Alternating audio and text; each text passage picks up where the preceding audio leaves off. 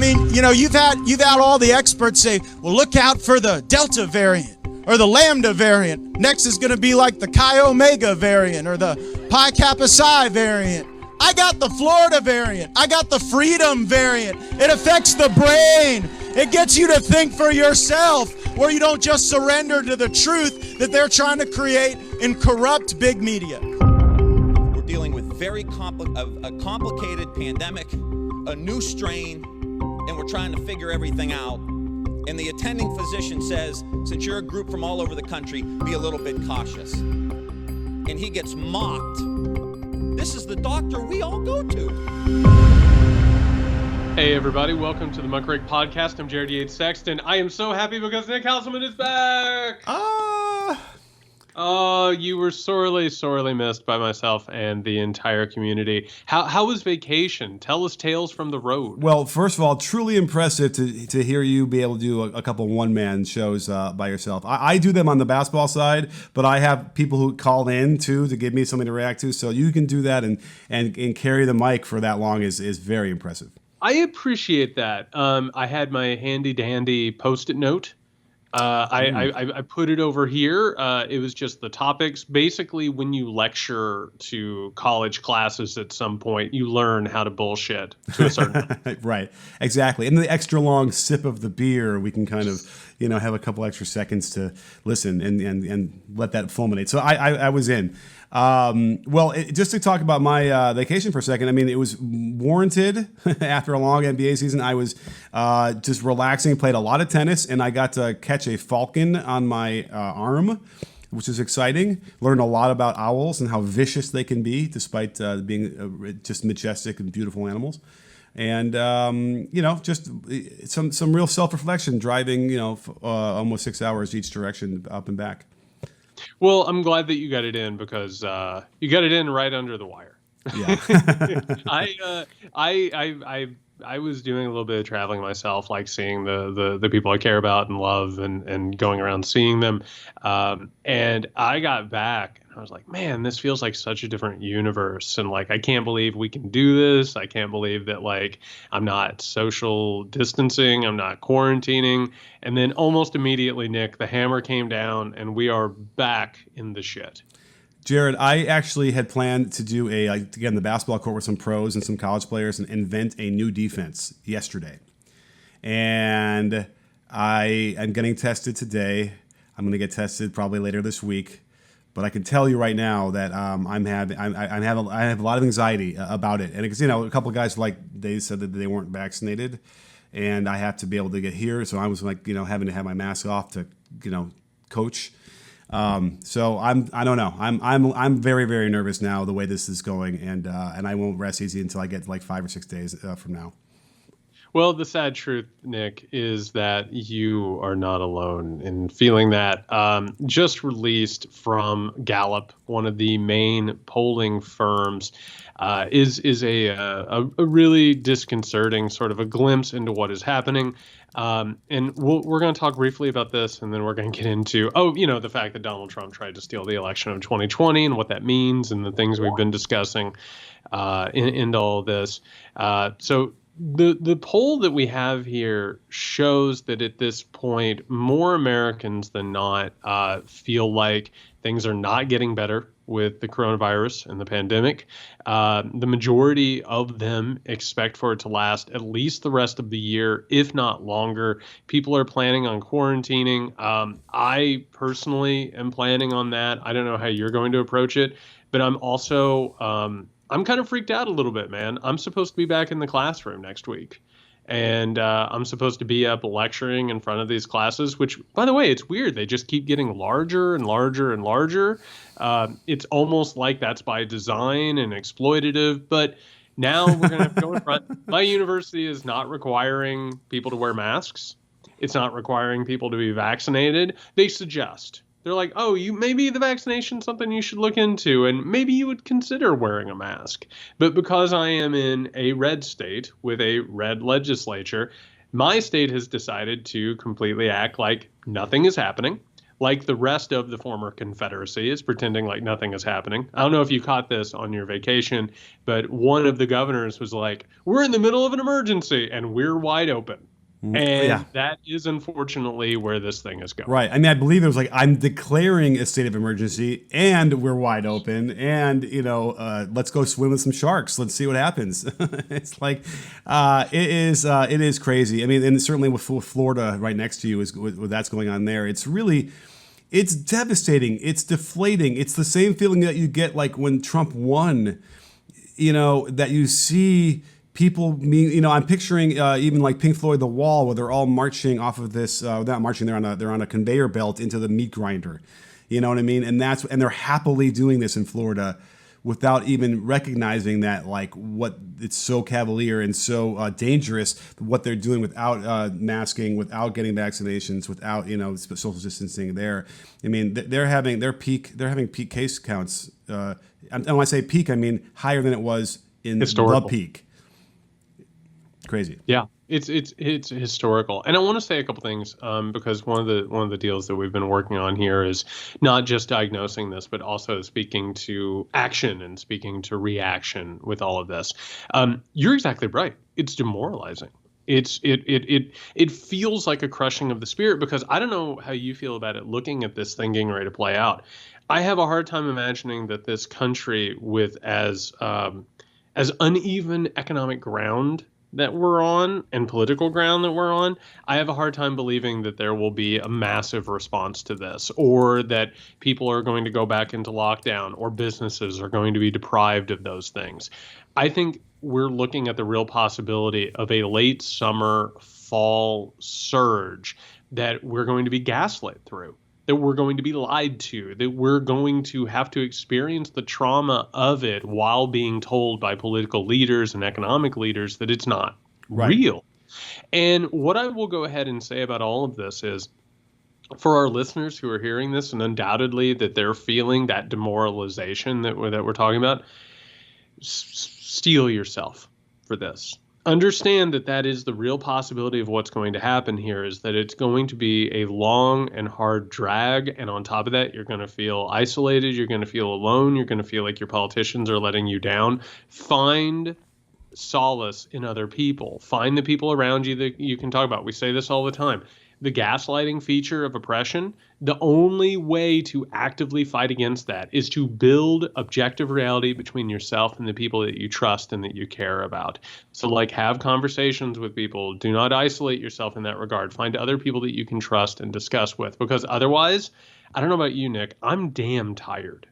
I'm damn tired of this thing. Well, I have a really good buddy who I just discovered in the last month is an anti-vaxxer.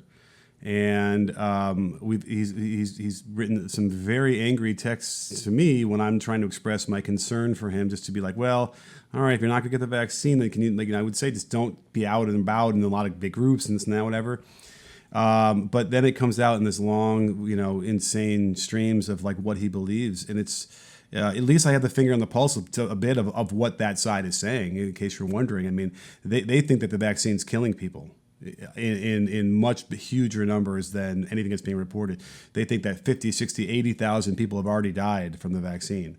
And I don't know what else to say. I don't know what to tell him. He's using VAERS, as his proof. And I don't know if you remember when VAERS was a big, watchword during the, before we had the vaccine. Anybody can fill out anything they want in VAERS and basically give a reason of death, whatever reason they want to give. And he's convinced that it's like a database that's reliable. And anyway, I don't know if we're going to end up, being friendly anymore after this.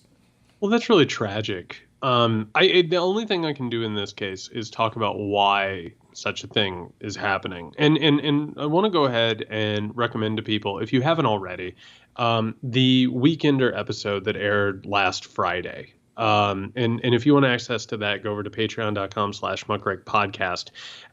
It was one of those things I would have waited until today to talk about it and really get into it with you. But it definitely felt like one of those moments where we had to get into the specifics of it. It was a new development and evolution along the right, but it's actually a reemergence of this old ideology, which, they're calling now for a Caesar. They're looking for a strong man to come up and take over society and set it right. And a big part of that, and this goes ahead and talks into the main story that we're getting into today, which is, of course, that Donald Trump tried to make the Department of Justice declare the election of 2020 corrupt and basically make that a pretense for him going ahead and trying to steal the election. Which, by the way, Nick, what information did Donald Trump have that the election of 2020 was stolen? Where did that come from? Underneath his pillow? Yeah, it was a bunch of literally unhinged people who fed him conspiracy theories. And why did he believe it? Because he wanted to believe it. Wait, was that too esoteric of a reference, or did you get it? Oh no, that was Mike Lindell. Everyone knows. Good. And it was something that Donald Trump wanted to believe.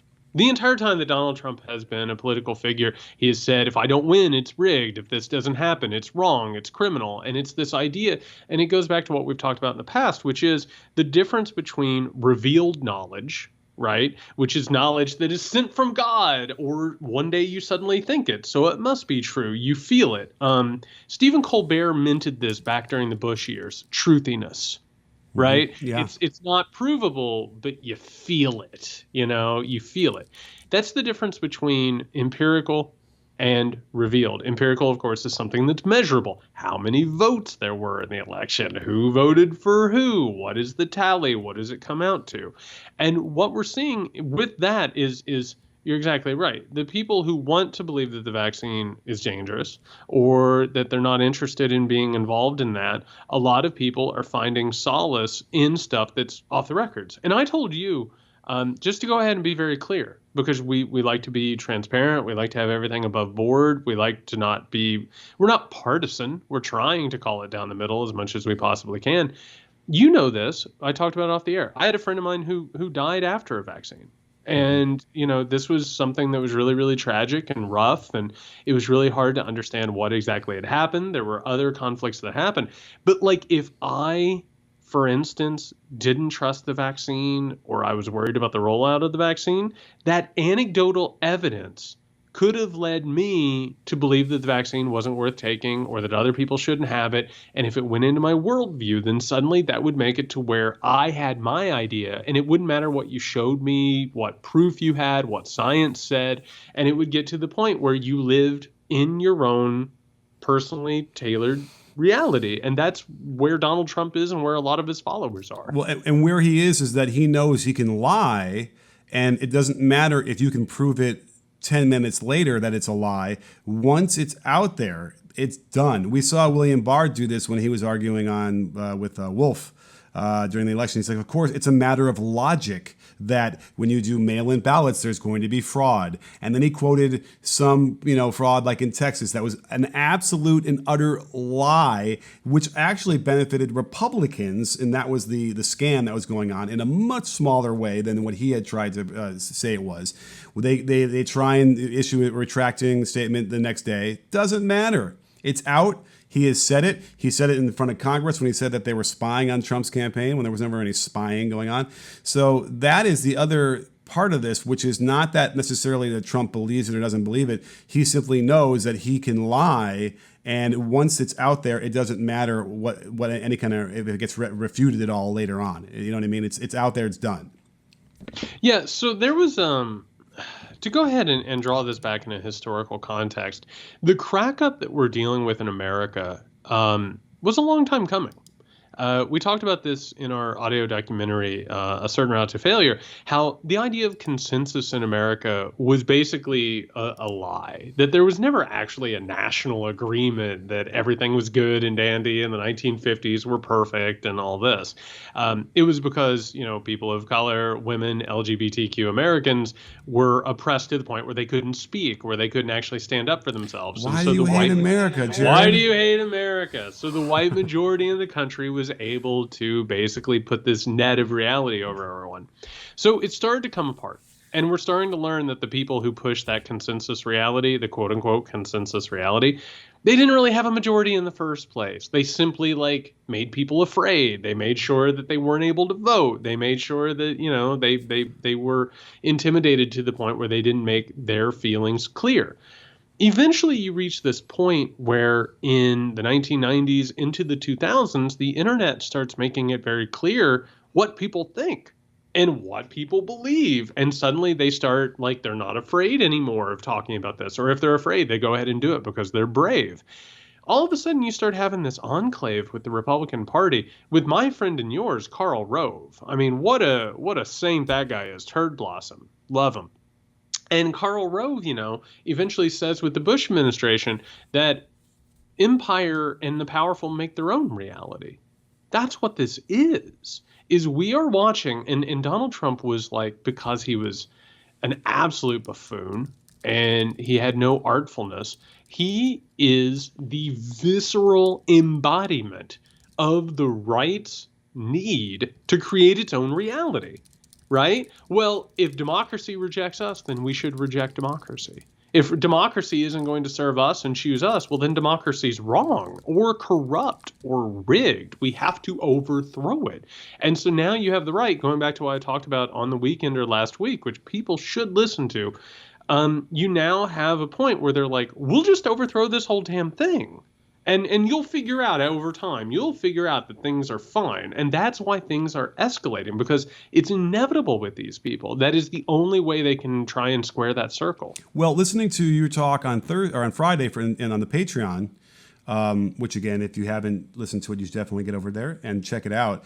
Caesarism, which is an interesting concept, because this can go two different ways. We can kind of fix our democracy, get these two parties to finally start talking to each other and actually in good faith negotiate in the name of helping their constituents earnestly. Or we could get it destroyed into some sort of fascistic government where, one party basically just dominates, controls everything.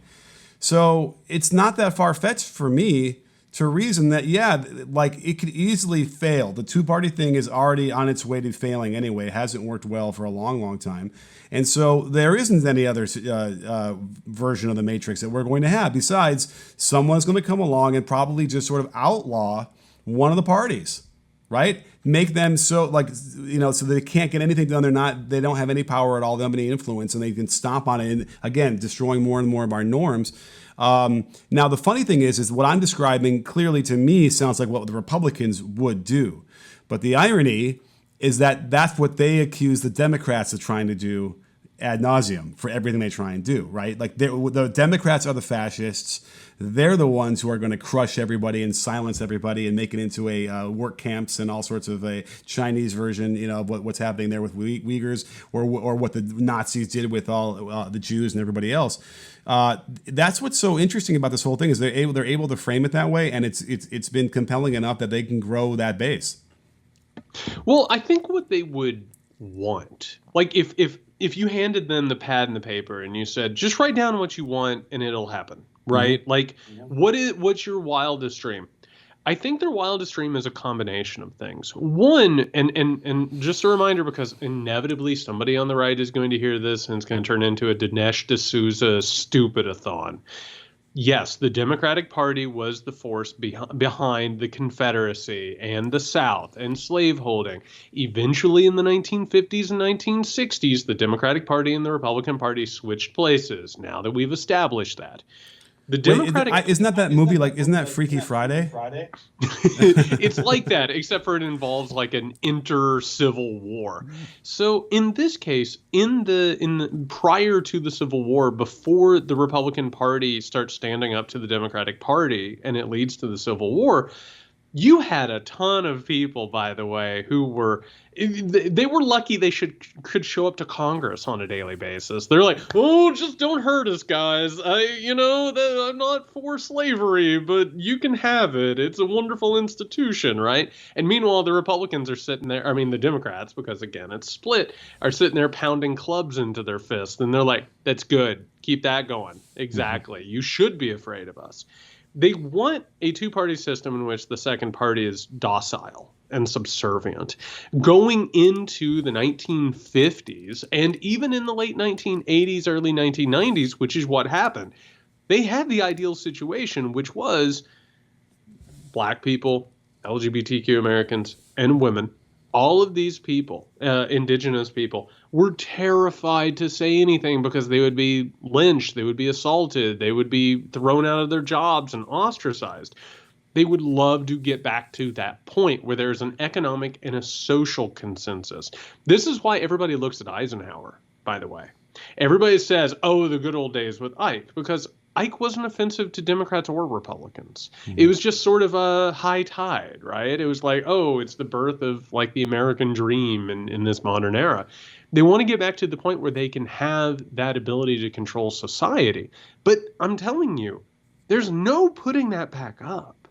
Like the ascending populations now, they're not going to just be like, congratulations, you all win. Like, there's no way to do this that doesn't involve blood. There's no possibility. Like, one day you don't take over the government. I mean, if the DOJ would have said it's corrupt, you're right, Mr. President, you win the election, that would not have turned out bloodless. You know what I mean? Yeah. No, I hear you. Well, you know, it's funny because it's the same thing he was trying to do with Ukraine when he's like, just announce, just say something like that you were investigating. You don't actually have to do it, but just give me a little soundbite I can use to then let everyone else take over, and we'll make it really blow it up into a big sounding board for the election against Hillary.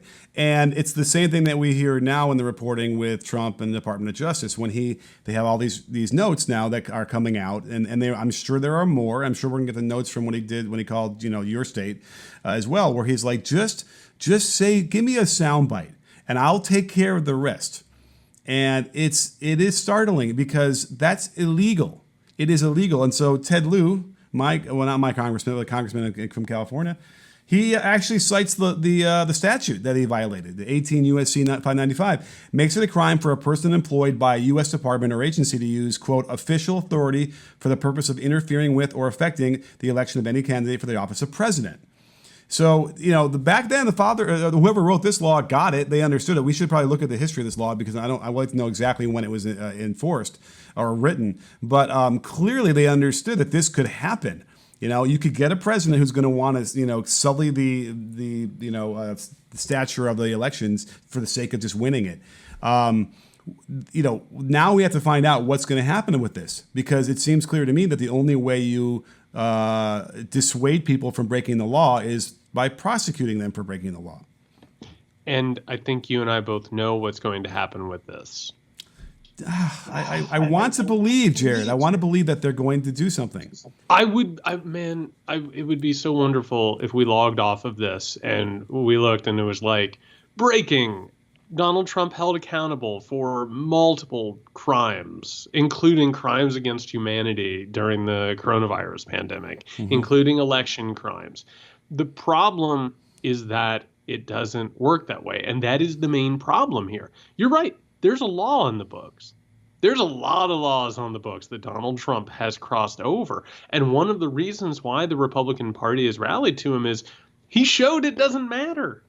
It does not matter. For a very long time, they were terrified to cross these lines. It's almost like, if you tell a kid, like, you're in timeout, do not leave that. But timeout was never a thing in my childhood, but I have to imagine it's like this. We had a much different system of punishment. Yeah. So, don't leave that corner, right, until you're told that you could. And then the kid's like, oh, God, I'm here. I'm in trouble. I better not move from this corner. And then suddenly the kid realizes there's nothing keeping him in that corner. It's imaginary lines and boundaries that don't exist any more than a person's willingness to enforce them. Donald Trump made it apparent there's not a lot of will to enforce these things, and there's no political consequence to going over them. So what he's actually done, and we've talked about it before, it's the Velociraptor in Jurassic Park. He found the weak spots. He figured out where, and it was simply because he was such a buffoon and he was so reckless and dangerous. But that has made it clear not only that the system is not ready to take on somebody like Donald Trump, but that the system is a social construct. Yeah. And if you have the will to overthrow it, which, by the way, going back to Caesar, the whole point is Caesar made a decision. I'm done with this. I'm now in control. And if somebody comes up and says, I'm done with this, we're now under control, it's a question of who follows. So you do it and it doesn't work. You end up being hung and killed and prosecuted or whatever.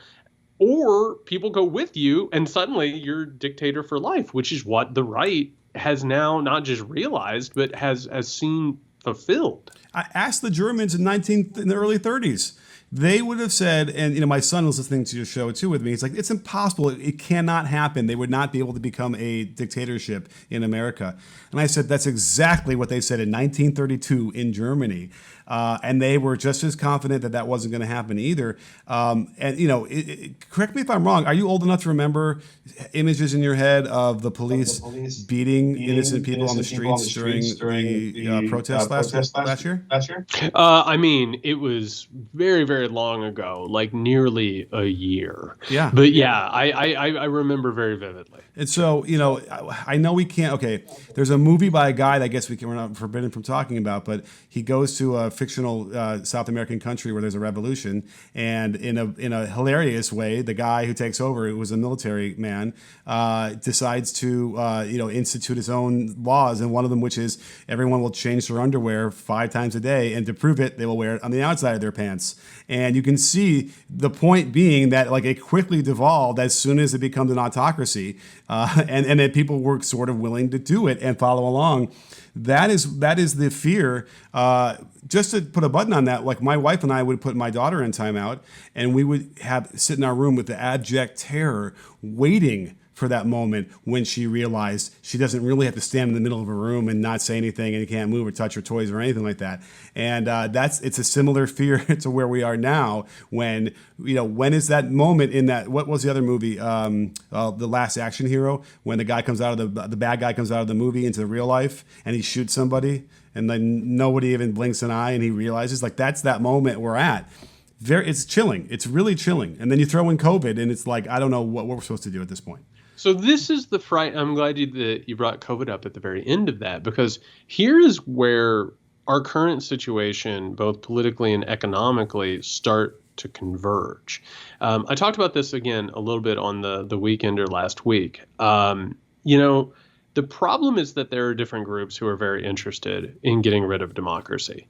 There are, of course, the Trumpists who literally believe that Donald Trump should be president for life. They believe it. They are wide-eyed, ready to go.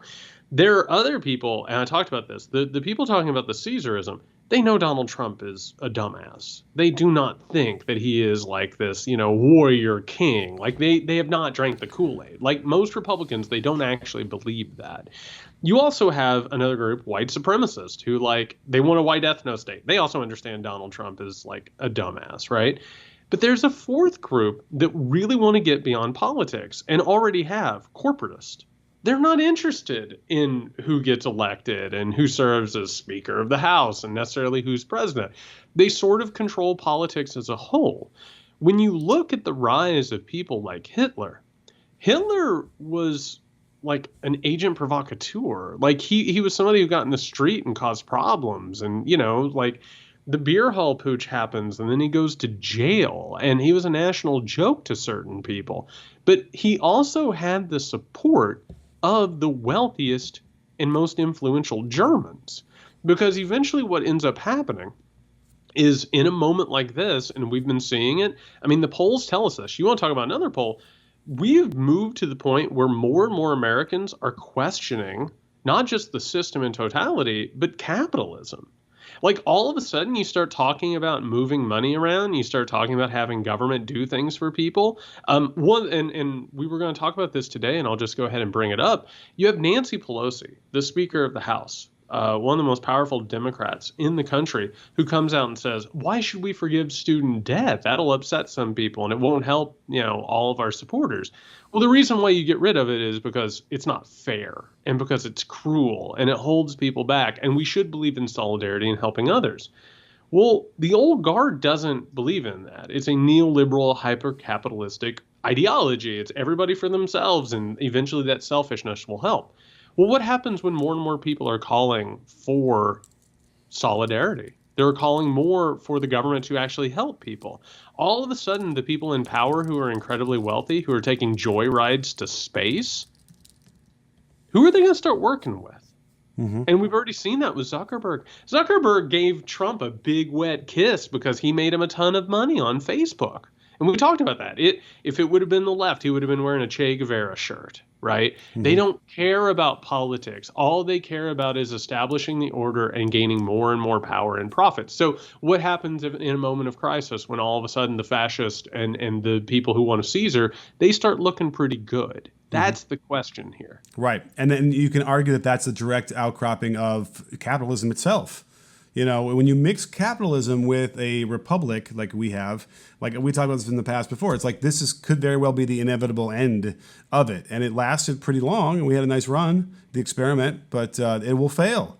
The experiment will fail, in my mind, if it continues to weigh capitalism more than the republic itself. Right? I think that's kind of like we have this constant tug of war between those two things. And eventually, you know, politicians get bought off, and then the legislation follows suit from there. And then most people in the country get screwed. And we've seen that. I mean, we've seen it so many times. I'm not so sure how you could be against getting rid of student debt, but like be all for the Dreamers Act. You know what I mean? Because in my mind, the people who would argue against getting rid of student debt, well, I had to do it, and it's whatever. Well, it's the same thing with like the Dreamers. Well, I had to come into this country legally, and I had to wait in line and take my turn. We can't just let these people, you know, jump the line ahead of us. When in reality, a lot of these things are tied to how good of Americans they are. Like, you know, Dreamers have to be the absolute best of the best. Student debt, you know, I would imagine they would probably absolve student debt for people who actually had been paying on time this whole time. If some people were really delinquent, like maybe they'd say, well, we're not going to pay yours off because you haven't been, you know, the model debt payer on that thing, whatever. So it's like, here we are, these people. And by the way, the fact that they went to college to better themselves, to educate themselves, to be better people on this upward march of humanity. Why can't we reward that? It's I don't understand it. It's just keep adding it to these intractable ideas that don't fit together and that seem to exist in the same mindset or minds of people that cause all sorts of torque. Well, I think that's an important thing, and I'm glad that you framed it like that. Like when you start trying to balance it or look for it, there's a natural incoherence to it. Yeah. Right? Like what's happening there? And I think that's a real key. And I was saying this the other day. I was tweeting on this, and again, this is a pro tip. Stop trying to make sense of the things that the right does. There's no coherence to it. There's no actual logic beyond what it's trying to do. In this case, and you're talking about the left, you're talking about Democrats, you're talking about modern America, the incoherence here tells us a lot. In this case, it's about saying, well, we might need to help people who had to take on debt for education. And then immediately there's people who are like, well, I took on debt and I paid it off. Why should I help somebody else do it? Then there's another thing, which is who has the most student debt? It's a lot of people who had to take on debt in order to go to college. There are class differences. There's a rigidity there. There's a little bit of an antagonism that's happening. And by the way, as somebody who had to take on nearly, 6 figures worth of student debt, this is one of those situations that I feel very, very close to. And if I had paid it off, I wouldn't even be upset if somebody else got it forgiven. I wouldn't, because I recognize, and by the way, this is the story, it actually helps everybody. If we go ahead and forgive that student debt, like the economy is going to get a whole lot better. And you actually are going to see benefits that you might not be able to necessarily see right now. The problem is what's happening in that is also the problem of what's happening politically, which is what's happening with the right now with growing fascism and anti-democracy and what they're pushing for. We're having a hell of a time putting together a coalition to stop that and make things better. And the reason is because of class differences, and it's because we don't recognize solidarity and we're alienated. We think that we're all opponents of one another, and it keeps us from even agreeing about what has happened. Wait a minute. We had Joe Manchin on a yacht on a COVID cruise with Mr. Lindsey Graham this weekend. Hanging out. I think they. Is that true? Yeah. Is that true? Lindsey Graham was on a yacht. This is why they think that Manchin is probably exposed too, and he's going to have to go into quarantine. By the way, for people who don't know, Lindsey Graham just tested positive for COVID. But go ahead. Yes. But there's nothing more telling about America. There's no perfect metaphor more than Joe Manchin hanging out with Lindsey Cruz or Lindsey Graham on a cruise. By the way, maybe Ted Cruz is on the same thing too. I feel like the reporting was it was a number of senators altogether, but like, it gives me the heebie-jeebies. Can I use that term? Is that still okay? Yeah. It gives me the creeps to think of that. And I'm all for bipartisanship. I would love for this to somehow work again. But to picture Manchin of all people with Lindsey Graham of all people and whoever else was on that cruise, do you have that same reaction? Because it's anger. It is anger that they are actually pretending that we can all just get along and somehow make this work.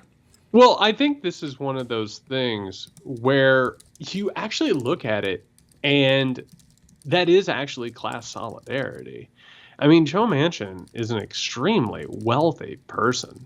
And the fact that he's sitting there and often sides with the Republican Party and actually serves as like an impeding force into progress, like that's because he's a wealthy person. That's because he has class solidarity with people who are incredibly wealthy. He has no interest in helping you or me or anybody else.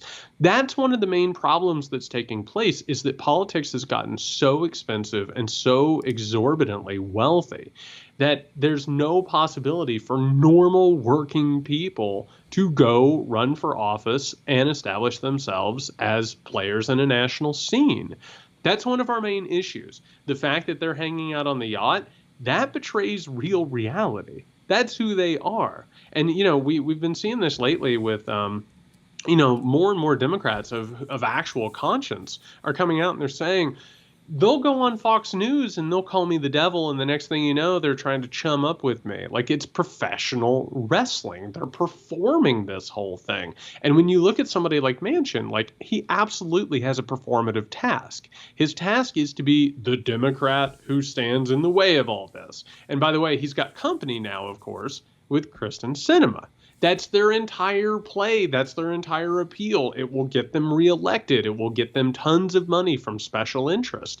And that is the main problem, is that class solidarity at the top with the ruling class keeps us from being able to change things and even admit how bad the rising fascism is actually getting. I'll take it one step further, because while it might be class solidarity as well, because obviously they want to keep theirs and their heirs continue to keep that wealth, it's corruption. I think it's outright corruption. I've talked about this before, but in the 80s, in the Iran-Contra affair, I guess, is that what we'll call an affair? You had a democratically controlled Congress, which they had been in control for 50 straight years, not impeach Reagan for Iran-Contra. Well, you have Tip O'Neill and Reagan and everybody, the chief of staff, whoever, I'm forgetting who it was then, chumming up, having drinks in the cloakroom of the Congress, whatever. That's just corruption. That isn't bipartisanship. That isn't this isn't government, the wheels turning smoothly. That's just corruption. And I feel like we're there to the nth degree. And by the way, you got to keep a real side-eye glance at the Department of Justice, because it's unclear that they're gonna extricate themselves completely from what the stink of the Trump administration put on them by being so chummy with them. But that is really the problem. And again, we can all agree, both sides, right and left, that there is corruption, right? And it feeds certainly their conspiratorial theories, and it certainly feeds my anger as well. And it just, again, it continues that divide. So to the point where, again, there isn't much of a solution in my mind for a two-party system in the way we have our government structured right now, going forward, right? I don't see that. Do you see a future where someone's going to finally come together and say, hey, we can do these things together. We can finally get some legislations passed. We can get people to stop saying it'll be the death of our country if the Democrats win, all that kind of shit. Do you believe that that'll happen? So there's a couple of ways out of this thing, and I'll go ahead and give this a positive note before we say goodbye, because obviously this is, as always, heavy shit. What I will say is, these moments where it feels like there's no way for anything to move forward. Like, yeah, there are crises. There are moments where like a republic will fall or a country will fall and fascism will rise. I mean, we've seen that happen. But there are also times where movements arise that are completely shocking. But when you look at them in their context, they're inevitable, right? Like, how did that happen? Well, it did. And here are the reasons why it occurred. What you just brought up, that corruption, that sort of removal from societal responsibilities, right? Needing to be, if you're a part of the ruling class and you're not taking care of people, you're violating your oath, you're violating the social contract, right? And by the way, the smartest thing that any of these people would do, whether it's elected officials or the wealthiest Americans, they have to recognize they're pushing this thing to the point where it's getting ready to fall apart.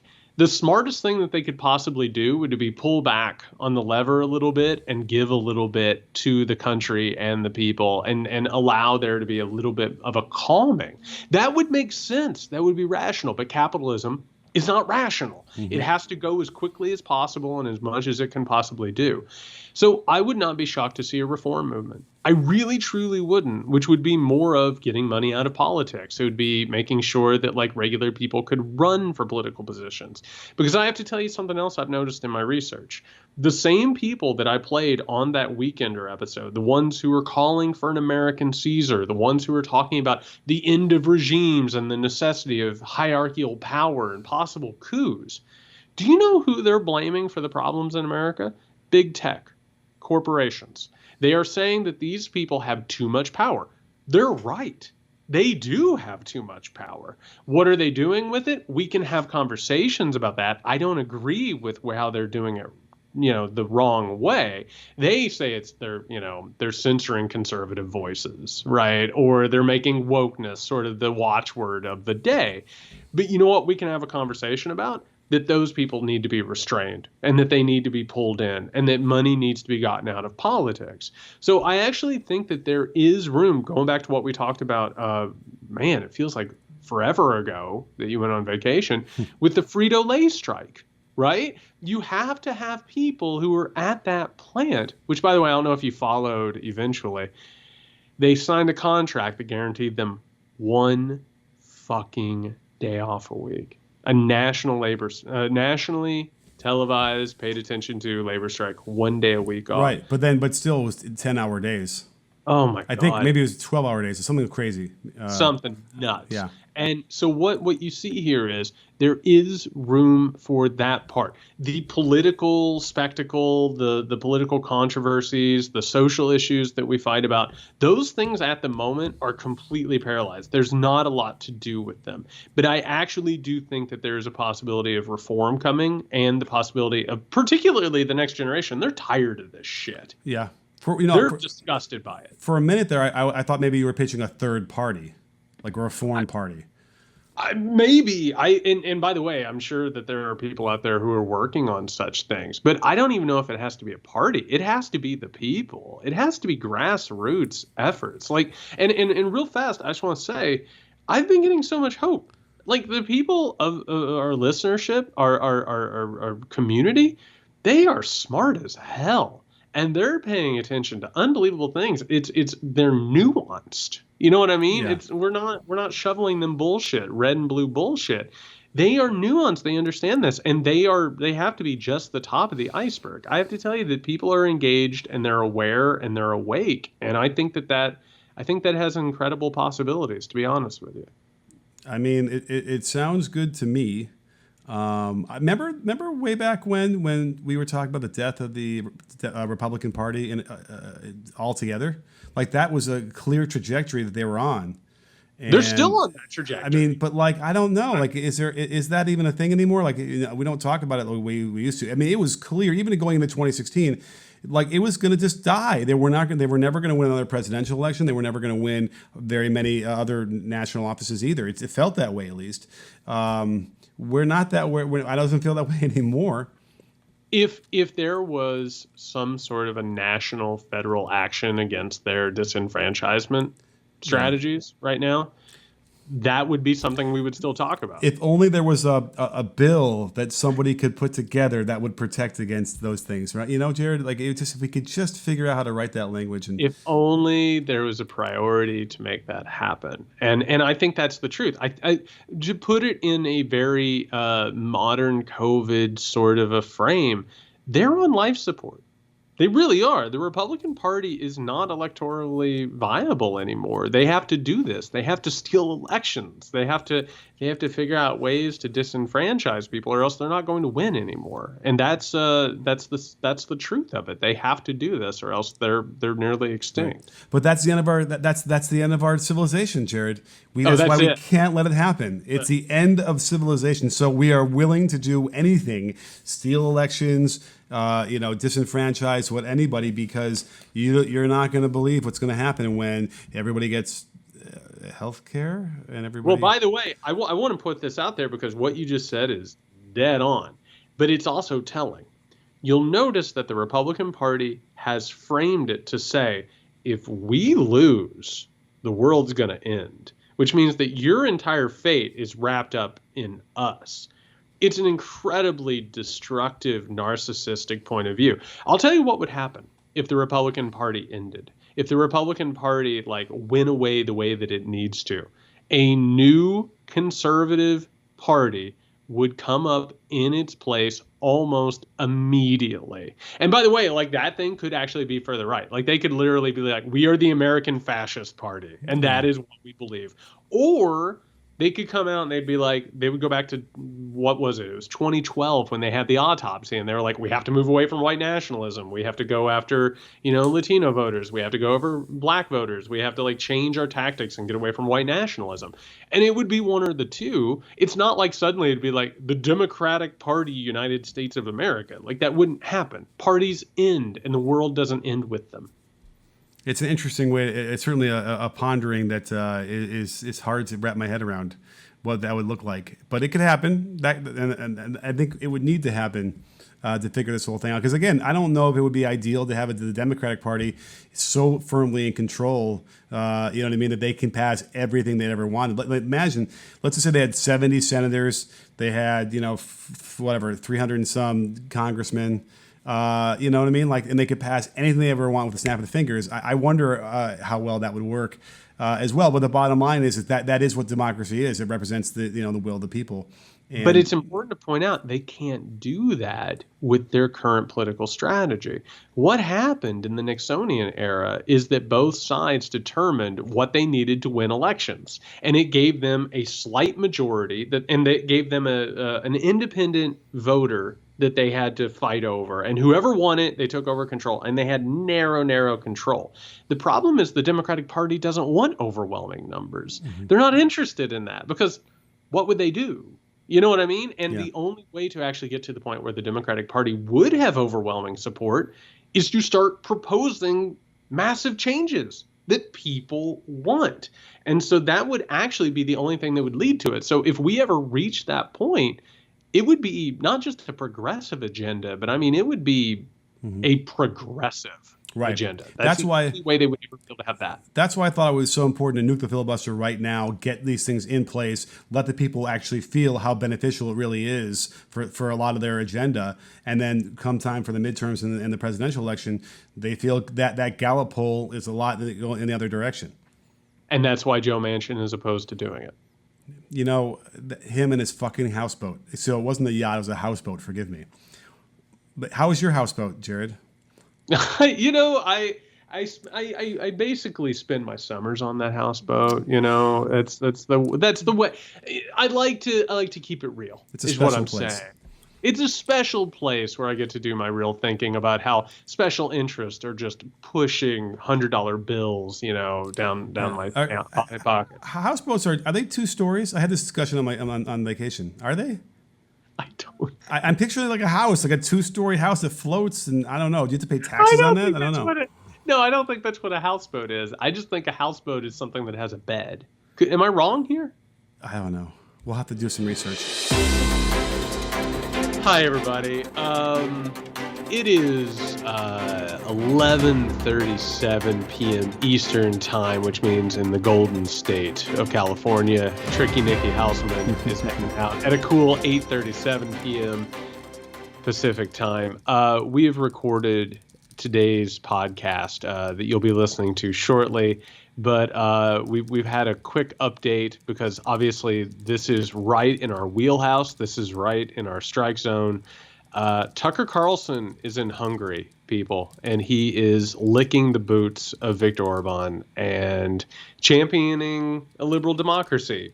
Because of course he is, Nick. Of course he is. Of course. Well, it makes a lot of sense because we know the NSA was monitoring him, and he was freaking out about it as if he was being spied on illegally. But the NSA was pretty, matter of fact about it, where it was, no, we're not spying on you. He clearly was collected because he was talking to foreign nationals. This is a big one, and if you're going to be talking to the, head of Hungary, the autocrat named Viktor Orban then they're going to listen, and they're going to be aware of what you're saying. So this explains a little bit of it. I'm kind of curious if there was some incendiary things being said on that call or in the emails or whatever that prompted someone to reach out to him. But it's not shocking at all. And all the things start to make sense now. This is nothing about the deep state spying on him. This is about a guy who is doing some sort of weird shadow diplomacy. Yeah. I mean, and that's a big part of what's going on. Listen, I just want to give people some information that we're going to talk about more in the future, and we'll get more in depth about. The shit that's going on in Hungary is right in the wheelhouse of people like Steve Bannon. It's in the wheelhouse of far-right extremists. We're talking about people who want to overturn, as we talked about in this episode, who want to overturn representative democracy. They want to get back to hierarchical politics, post-politics. They want to rig elections and ensure that they're never defeated and have strongmen. And we've been seeing this movement grow, not just in America, but around the world. And so what have we seen over the past couple of years? Like you were talking about before we started recording, we saw Trump in North Korea. We saw Trump with Putin. We saw America start to align itself with some really dangerous motherfuckers. And now all of a sudden you have Tucker Carlson, the heir apparent, we all know it, sitting there hanging out with Orban. And this whole situation continues to grow and develop and metastasize and get so much worse with every single day. And of course, the boogeyman, George Soros, happens to be from Hungary. So they get to fold him into this too, of course, even though he's lived in America for decades and decades. Here's a guy in Hungary who is trying to maintain, just like what we hear the white supremacists, he's trying to maintain this clean bloodline of Hungarians by not letting other people in the country, by trying to reduce the size of the country so that, the only families that are growing are like legitimate Hungarians, whatever you want to call, however you classify that. He is Trump, but in a setting that allows him to be even more autocratic, which is frightening about it. And what Tucker is doing is legitimizing this. Yep. And that is what's so frustrating to me because, most people watching his show probably don't have much of an understanding of what Hungary is. All they know is Soros. And, he must be a strong leader. It must be good. They're great. And for the next week, he's going to be broadcasting from Hungary, basically selling propaganda of an autocratic regime. Yeah, that's going to happen for the next week. And from a business standpoint, do we blame him? Hey, I can go and have a dictator on, I can go and have a president of a country on my show. It's a great get, right? Like, I think that's what he's thinking. But he's speaking at a major extremist right conference. Right. That's why he's in town. And here's the thing. I want to break it down because what's happening right now is really weird. It actually truly is, and it's troubling. You know how like in World War II, it's like Germany and Italy found each other and they're like, hey, we kind of, we got something going on here, right? There's like some sort of connection here. Right now you have Russia, you have Hungary, you even have, Brazil, like the little sibling of them all, right? Sure. And now the Republicans in America what you have is this movement that is illiberal democracy, the idea that the wealthy and the powerful should rule over everybody, that you do that by pushing white supremacy, whether or not you say it explicitly or not. That's at the heart of all of this. They are aligning ideologically. This isn't just like a happenstance. It's not like Tucker just ended up in Hungary. This is a message to the right wing that we have allies here. We have common interest and common goals. And for the people watching at home, like you said, they have no idea what Hungary is. They have no idea who Orban is. And for the next week, they're going to get a propaganda piece that's like, this place is great if America was more like this. And I have to ask you, Nick, you said not too long ago, and I think about it all the time, almost daily now, you talked about how they don't have the need for the mask anymore and how that is both refreshing and also chilling. Isn't this really upsetting? Like, isn't this like really, really bizarre that we've reached this point in this situation? Well, here's something that might be chilling. Is that you didn't add, China, North Korea to that list of countries you were mentioning. We didn't even talk about any of the countries in Africa. And then Russia. So if we add all these different countries in and we look at that as a percentage of like the globe, we are rapidly becoming to a point where the majority of the earth is in an autocratic regime.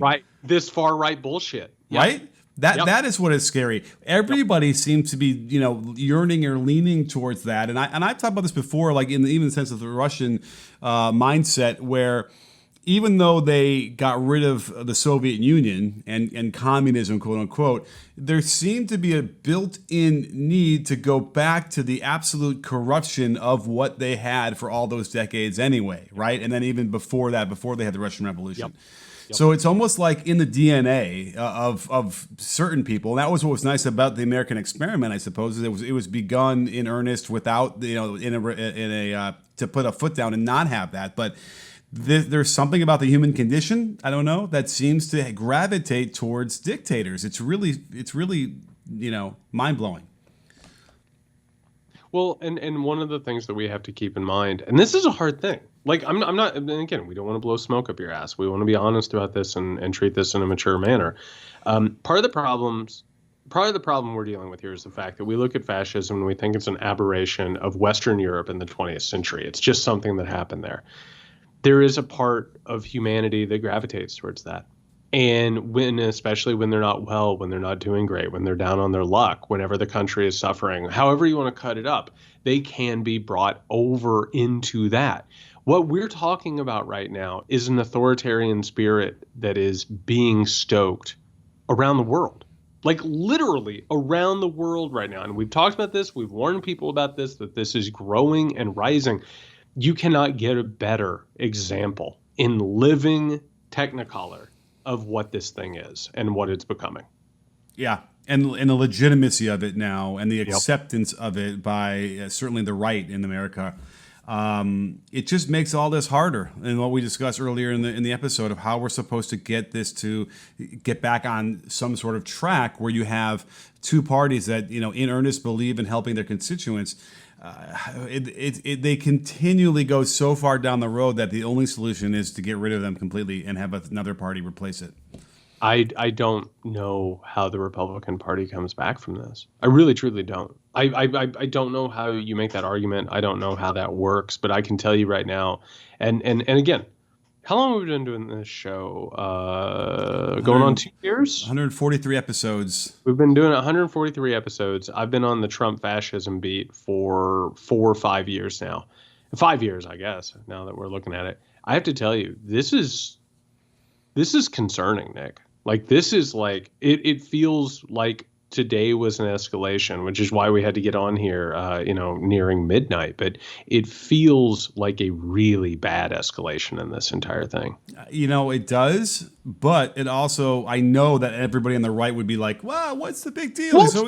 We went to Hungary. Yeah. What's the big deal? We had the people, they were visiting the Capitol and kind of walk through a little bit. Like, it's all, what's the big deal? It's just a little cold you might get and then you survive. Almost everybody survives. It really, It boggles my mind. And then, by the way, so what's the big deal for all of those things? But then the amazing ability to turn these powerful radars on to things like the Clinton Foundation or what Soros is doing. It's incredible how deeply caring they are about those things, and not be able to use that same radar to look at themselves and look at what the policies that they back. It's just intellectually dishonest. There's no other way to characterize that. Well, and a big part of it, I mean, one of the reasons why we're doing this, some people might be, what in the hell is going on? Why is it a big deal that Tucker's in Hungary? What is this all about? And you have to understand, like, Bannon opening up anti-democracy academies, neo-fascist academies. I mean, they're all over Europe. These people are all in conversations. These extremist groups all talk to one another. We have one far-right regime after another that is growing and gaining power, and one far-right movement after another that is gaining power. This is about building bridges. And that story is not being told. That story is not showing up on the evening news. It's not showing up on the major networks. Why? Because it's mind-blowing in its size and its scope. It's literally horrific to think that one of our major parties is now not just flirting with dictators, but openly courting them, Nick. They're openly trying to work with dictators at this point. Right.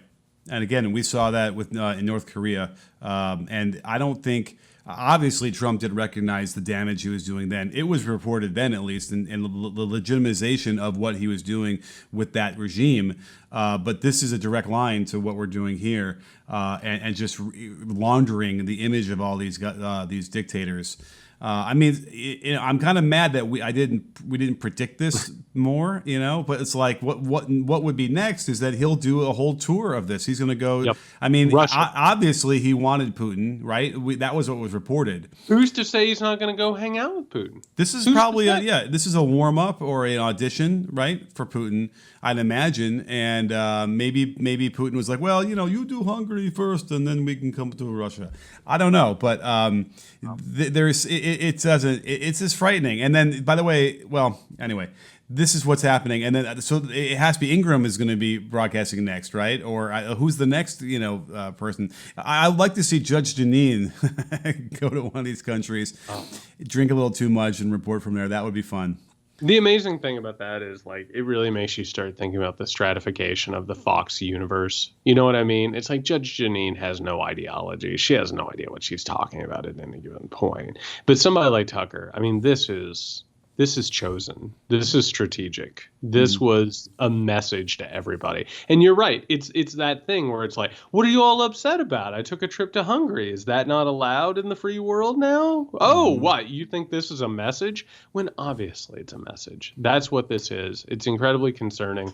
But I wanted to get on the record for this because I feel like this is, again, this is a fastball right into the strike zone for us. This is an escalation that had to be commented on. Yeah. And this is, I mean, the where he's speaking is a bit like a Turning Point USA conference, yep. Right? Or the whatever they just had recently, the hootenanny, the racist hootenanny. Yeah, the normal Republican get together they have every year. But although I suppose it's worse, right? This is even more radical.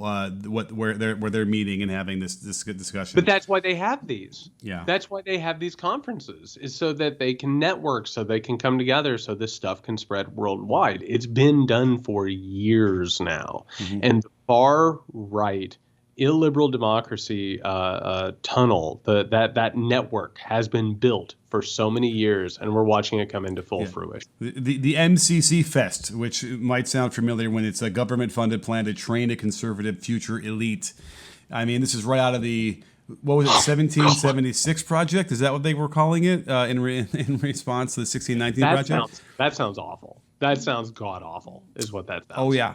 Yeah, well, this is all. I mean, it's almost impressive in their long game approach to this. Yes. And it's you could argue it started when Reagan allowed Saturday morning programming to not have educational programming anymore, which was what sort of indoctrinated children in the 70s to treating the environment well and treating each other well, an American melting pot. That goes away in 1980, and then we have the fairness doctrine goes away. Yeah. Yeah, and here we are. the fairness doctrine goes away, you start deregulating trust and monopoly. So all of a sudden you can have people come in and buy major network shares and create, a giant propaganda network. Yeah. So, it's a long-term plan. That's impossible to deny at this point. Yeah. And if you're wondering, where was the long-term effect of what the 60s had on the country, which should have been an effect where we had a nice, liberal progression going forward. It's gone the absolute opposite here. It's going, you know what I mean? Like, and even with the Trump crazies, who we always were, placated by saying they only represented 30% of the country, 31% of the country. I got to tell you, it's grown. It's more than that now, wouldn't you say? I don't know if it's necessarily grown, but I know that it's gained in power. Okay. And not just power, but boldness. Mm-hmm. I'll tell you that much. Like again, what we're talking about right now, the reason why we broke in and did like an additional recording on this is because this is, honest to God, the logical progression of what we have seen. And it's so brazen. It's so massively in your face what they're doing at this point. But you're right. It felt like, and this is what we're told about history, it's always progressing. We're always getting better. But again, this is what I keep warning about, which is they can rewind the clock. They really can. And all it takes is the will and the force to do it and the desire. And then you can rewind back the clock. Yeah. You can make it go way, way back. And the apathy. We get used to it. They beat us over the head. And we're like, at this point, we're not even surprised anymore by this. We're not outraged by this anymore. And then that's what they are relying on. Yeah, I have a strong feeling that we'll be talking about this on our Weekender episode here coming up. So hang in there for that. Thank you as always. It's so nice to have Tricky Nicky Hauselman back. It's the best thing in the world. Well, I'm glad I could be back. It feels good, although I'm struggling to get back into the saddle here for in my normal day. But maybe tomorrow will be better. Well, I'm just so glad that you can come back and we have to do an emergency recording. I think that is a right. proper welcome. So thank you everybody for your support. If you need us, you can find Nick at Can You Hear Me SMH. You can find me at Yates Sexton. Let's all get some sleep. Stay safe, everyone.